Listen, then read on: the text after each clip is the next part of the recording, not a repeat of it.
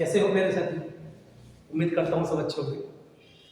देखिए आज जैसे कि आप पीछे मेरे बोर्ड पर देख रहे हैं, आज से हम लोग एसएससी स्पेशल जीके के संदर्भ में डेली टॉप 5 डॉज शुरू करने जा रहे हैं। ये जो डॉज है आपको डेली मेरे यूट्यूब चैनल पर छोटी सी एक वीडियो के माध्यम से मिला करेंगे और मैं उम्मीद करता हूं कि ये जो मैं आपको डेली डोज दूंगा, इस डोज का आपकी सफलता में निश्चित रूप से एक प्रभाव पड़ेगा। तो चलिए शुरू करते हैं हम अपनी वीडियो। 5 क्वेश्चन हम इसमें डेली किया करेंगे डिस्कस। ये वो क्वेश्चन होंगे जो आज तक एसएससी की विभिन्न परीक्षाओं में किसी ना किसी रूप में पूछे गए हैं। और जैसे कि मैंने बताया था कि टीसीएस जो कि एसएससी की परीक्षा कराने के लिए उत्तरदायी कंपनी है, तो ये सारा पैटर्न जो मैंने लिया है ये उसी पैटर्न पर आधारित क्वेश्चन होंगे। तो शुरुआत करते हैं हम आज के 5 क्वेश्चनों की। तो चलिए मेरे साथ देखते हैं। देखिए आपको आई होप की स्क्रीन पर दिखाई दे रहा होगा। पहला क्वेश्चन है, बर्लिन चित्रकला भारत के डैश राज्य की लोक चित्रकला है। कला और संस्कृति नो डाउट हमेशा टीसीएस के पैटर्न में रहता है। तो हम क्या देखते हैं कि इस क्वेश्चन का जो आंसर होगा कि ये किस राज्य की चित्रकला है, तो इसका आंसर हो जाएगा जो बर्ली है वो बर्ली महाराष्ट्र की चित्रकला है। कहाँ की चित्रकला है बर्ली चित्रकला? महाराष्ट्र की चित्रकला। लेकिन मेरे साथियों सिर्फ इतने भर से काम नहीं चलेगा। जैसे कि ये वाला क्वेश्चन जो है 2023 में जो एमटीएस के एग्जाम हुआ था उसमें क्वेश्चन आ रखा है, लेकिन ट्रेंडिंग है। मैंने कहा आर्ट एंड कल्चर ट्रेंडिंग है, तो हमें थोड़ा सा कुछ और चित्रकलाएं देख लेनी चाहिए। जैसे कि कुछ और चित्रकलाएं हैं जो मैं आपको बताना चाहूँगा। तो मैं यहाँ कुछ चित्रकला लिखूंगा और आपको करना क्या है, मैं लिखूंगा और आपको इसका स्क्रीनशॉट ले लेना है या नोट कर लेना है वीडियो को रोक कर। तो जैसे कि एक होती है मधुबनी चित्रकला। मधुबनी चित्रकला हमेशा इंपॉर्टेंट रहती है और आप सब जानते हैं ये कहाँ की है, ये बिहार की। मधुबनी चित्रकला कहाँ की है? बिहार की है। एक है छापा चित्रकला। छापा चित्रकला, ये जो छापा चित्रकला है, ये छापा चित्रकला जो है ये कहाँ की है? ये मणिपुर की। मणिपुर की छापा चित्रकला कहाँ की है? मणिपुर की। एक है पट्ट चित्रकला। पट्ट चित्रकला, ये जो पट्ट चित्रकला है ये कहाँ की है? ये उड़ीसा की। ठीक है। एक है पिथोरा। क्या नाम है? पिथोरा चित्रकला।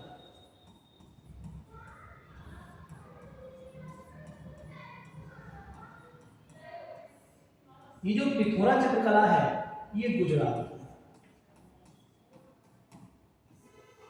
ये कहाँ की है? गुजरात की। कलमकारी चित्रकला एक और चित्रकला है, कलमकारी।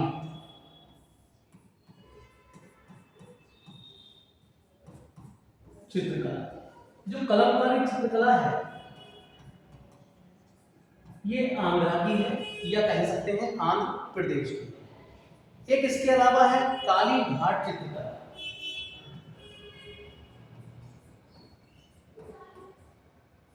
काली घाट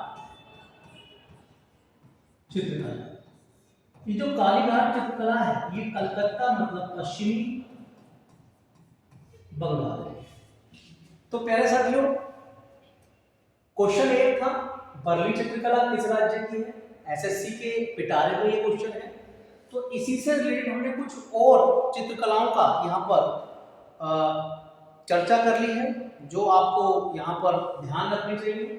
मधुबनी बिहार, छापा मणिपुर, पट्ट उड़ीसा, पिथोरा गुजरात, कलमकारी आंध्रा, कालीघाट पश्चिम बंगाल और बर्ली महाराष्ट्र। ठीक, तो ये आप ध्यान रखेंगे। फटाफट इसका आप स्क्रीनशॉट ले लीजिए, उसके बाद अगले क्वेश्चन की ओर बढ़ते हैं। चलिए अगला क्वेश्चन है हमारा, अगला क्वेश्चन है बिहार केसरी के नाम से किसे जाना जाता है? बिहार केसरी के नाम से किसे जाना जाता है? तो इसमें आप समझेंगे कि जो बिहार केसरी के नाम से किसके जाना जाता है, तो इसका सही आंसर होगा श्री कृष्ण सिन्हा। क्या नाम होगा? श्री कृष्ण सिन्हा। अब देखिए यहाँ पर option A Rajendra Prasad, option C Karpoori Thakur, option D Lala Lajpat Rai. तो लाला लाजपत राय के बारे में तो आप जानते ही होंगे, लाला लाजपत राय को पंजाब केसरी के नाम से जाना जाता है। लाला लाजपत राय को पंजाब केसरी, देखिए बिहार केसरी श्री कृष्ण सिन्हा और पंजाब केसरी लाला लाजपत राय। लेकिन उसके अतिरिक्त यहाँ पर दो और ऑप्शन हमारे पास दिए गए हैं, जिसमें कि एक है कर्पूरी ठाकुर और एक है राजेंद्र प्रसाद। तो ये जो कर्पूरी ठाकुर हैं, इनको जननायक कहा जाता है। क्या कहा जाता है? जननायक। इनकी उपाधि है जननायक या उपनाम है जननायक। और जो राजेंद्र प्रसाद हैं, इनको अजातशत्रु, आप सब जानते होंगे, राजेंद्र प्रसाद को अजात शत्रु के नाम से भी जाना जाता है। तो देशरत्न और अजातशत्रु, इनकी दो उपनाम मिलते हैं। एक उपनाम है अजातशत्रु, अजातशत्रु किसे कहा जाता है? राजेंद्र प्रसाद को। और एक नाम है देशरत्न, देशरत्न भी किसे कहा जाता है? राजेंद्र प्रसाद को। तो प्यारे साथियों, इस क्वेश्चन के माध्यम से आपने जो डेटा जाना, जो जानकारी हासिल की, वो ये है कि बिहार केसरी के नाम से श्री कृष्ण सिन्हा को जाना जाता है। इसके अतिरिक्त जो अन्य डेटा इसमें है, राजेंद्र प्रसाद ऑप्शन ए में दिया है, इन्हें अजातशत्रु और देशरत्न के नाम से जाना जाता है। दूसरा इसमें है कर्पूरी ठाकुर, कर्पूरी ठाकुर को जननायक के नाम से जाना जाता है। और डी ऑप्शन है लाला लाजपत राय, इसे पंजाब केसरी के नाम से जाना जाता है। लाला लाजपत राय जी को पंजाब केसरी के नाम से जाना जाता है। तो फटाफट आप इसको भी नोट कर लीजिए, गैस का स्क्रीनशॉट ले लीजिए। इसके बाद हम अगले क्वेश्चन की चलते हैं, जो कि हमारा तीसरा क्वेश्चन। ठीक है, चलते हैं तीसरे क्वेश्चन की ओर। तीसरा क्वेश्चन आपके सामने स्क्रीन पर दिखाई दे रहा होगा आपको। एक फर्म के मूल्य आवर्धन की गणना किस रूप में की जाती है? एक फर्म एक अर्थव्यवस्था का एक सिद्धांत होता है। फर्म उस उत्पादक इकाई को कहा जाता है जहां न्यूनतम 100 मजदूर कार्यशील होते हैं या कार्य करते हैं। तो ये जो फर्म का उत्पादन है, इसमें क्वेश्चन पूछा गया है कि जो एक फर्म होती है उसका जो मूल्य आवर्धन होता है, यानी बढ़ा हुआ जो मूल्य होता है, उसकी गणना किस रूप में की जाती है? तो ऑप्शन ए में दे रखा है फर्म के उत्पादन का मूल्य माइनस फर्म द्वारा प्रयुक्त मध्यवर्ती वस्तुओं का मूल्य। ऑप्शन बी फर्म के उत्पादन का मूल्य प्लस फर्म द्वारा उपयोग किए गए पूंजीगत सामान का मूल्य। ऑप्शन सी कह रहा है फर्म के उत्पादन का मूल्य भागा फर्म द्वारा उपयोग किए जाने वाली मध्यवर्ती माल का मूल्य। ऑप्शन डी कह रहा है फर्म के उत्पादन का मूल्य जमा फर्म द्वारा उपयोग की जाने वाली मध्य।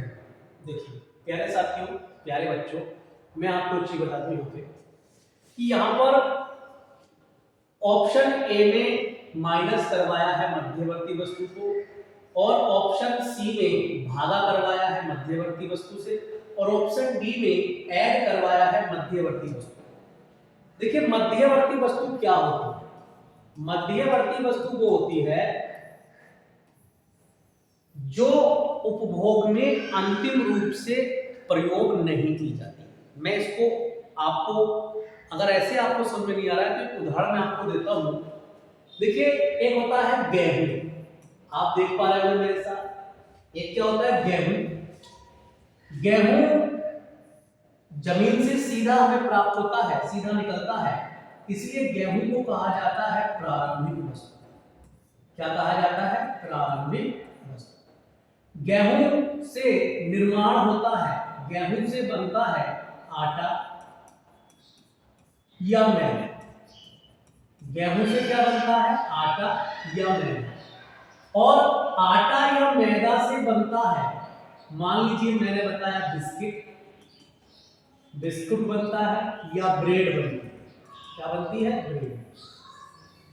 अब प्यारे साथियों, आपको पता है कि आटा सीधा मानव नहीं खाता है, मैदा सीधा मानव नहीं खाता है, बल्कि आटे या मैदा से निर्मित वस्तुओं को मानव खाता है।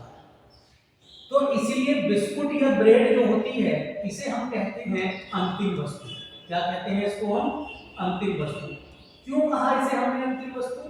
क्योंकि अब इसके बाद इसका उपभोग हो जाएगा, अर्थात इसका अस्तित्व समाप्त हो जाएगा। ठीक, मानव उपभोग में प्रयोग होने वाला अंतिम पदार्थ।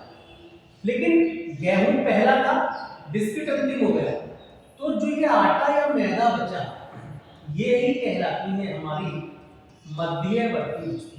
क्या कहलाती है? मध्यवर्ती वस्तु। अब देखिए समस्या क्या है। अब मान लीजिए ये अंतिम वस्तु बनाने वाली एक फर्म है।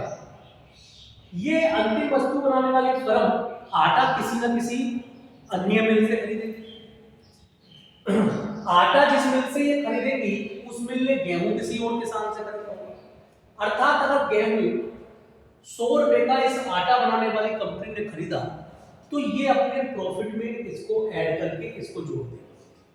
आटे का मूल्य जो भी ये रखेगा, उसमें गेहूं का मूल्य ऐड करेगा।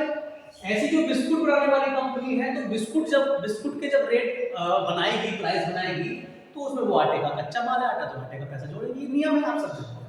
लेकिन यहाँ जो क्वेश्चन कह रहा है, इस क्वेश्चन को समझिएगा कि यदि किसी फर्म के एक्चुअल मूल्य की गणना हमें करनी हो, तो हम किस रूप में करेंगे?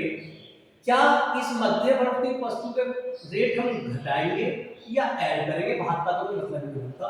बच्चों को यहाँ पर ए या डी में से इसको आंसर देना होगा। तो प्यारे साथियों, इसका जो आंसर बनेगा वो क्या बनेगा? ए बनेगा।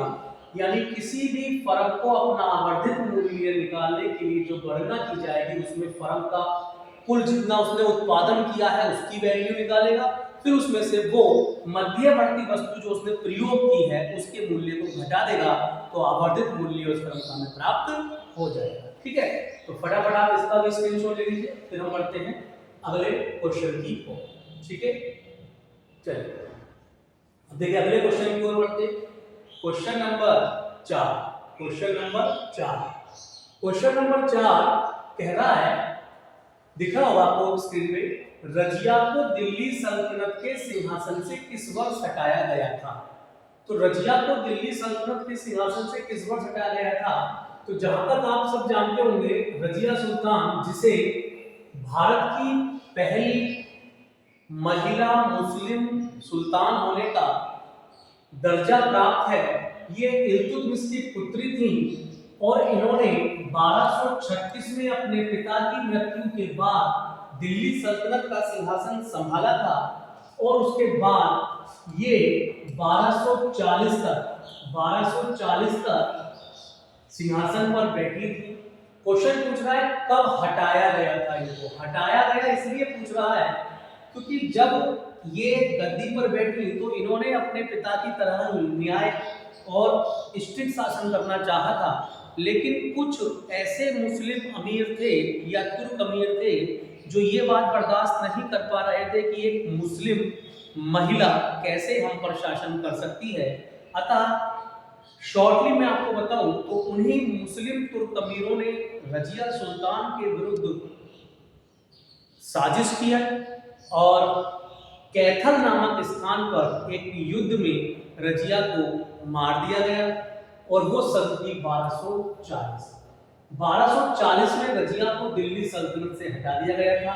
कैथल में इनकी हत्या हुई थी। कैथल में ही इनका क्या है? मकबरा है। रजिया का जो मकबरा है वो कहाँ है? कैथल जगह है, कैथल हरियाणा में जगह पड़ेगी, और कैथल में ही इनका जो है हत्या करके इनको यही दफना दिया गया था। तो प्यारे साथियों, क्वेश्चन नंबर 4 भी आप देख लें। ठीक है, आगे बढ़ते हैं।